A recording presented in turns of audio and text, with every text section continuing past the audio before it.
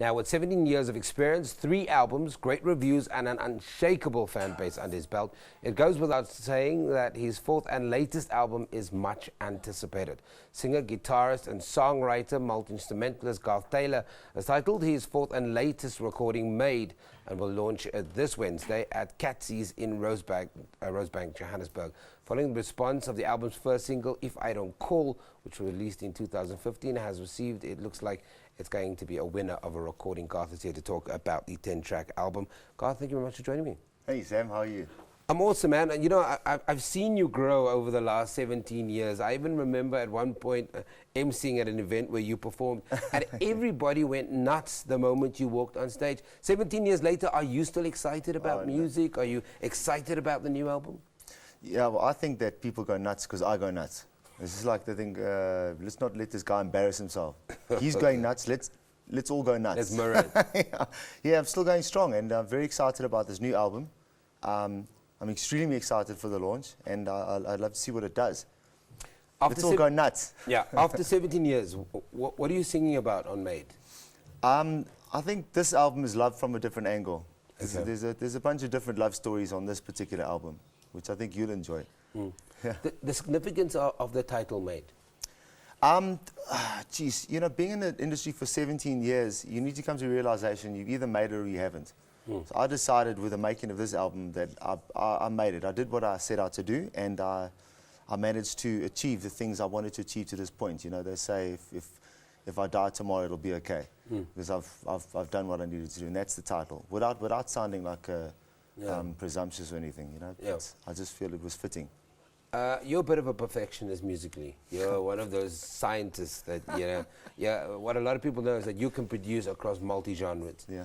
On an album like this, when it's the 4th album, do you have to kind of restrict Garth Taylor a little bit because you've got so much things that you can say, sing about, instruments you can introduce, play? Do you feel that you kind of have to be a little bit reserved? Yeah. You know me too well. Absolutely. On this particular album, we had to definitely put the reins on. We produced the tracks, and then we literally took out, I'd say, 40% of everything that was in there. Took it all out. And he said, okay, now we can mix. There was a lot of stuff going on, and it was quite tough for me to let go of some of my creative things, you know. But by the time I got to the end, I'm quite happy with it, and I think that you'll see that it's not overproduced. It's just right. And the engineering was great, and it was very, very, very well done. Who were you working on with Made? I was working with Denham Harding. He's actually the bass player for Just Ginger, and he's producing a lot of big acts. He's just worked with Monarch, Ganza Ballet. He's worked with Jesse Clegg. So I was one of his prototype projects, apart from Just Ginger, you know. And we worked very well together. And we worked out of a studio in Boksburg called B Sharp, which is quite lekker. And then obviously the pre-production and programming I did in my own studios. Yeah.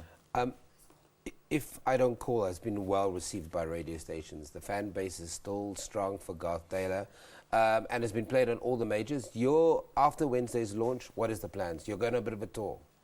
Absolutely. We're doing, after the launch, I'm going to be, recording-wise, I'll let this album simmer, and hopefully it'll make a nice stew of music for everybody. But I'm going to be touring in Cape Town. I'm going to be doing a launch in Cape Town. I'm going to be doing something in Durban. And for the most part, I'm going to be releasing singles and just doing collabs. I've been talking to a few high-end performers and artists to do collabs with, you know. Big surprises coming up. What makes this album so different from the other 3 that you've released? Wow.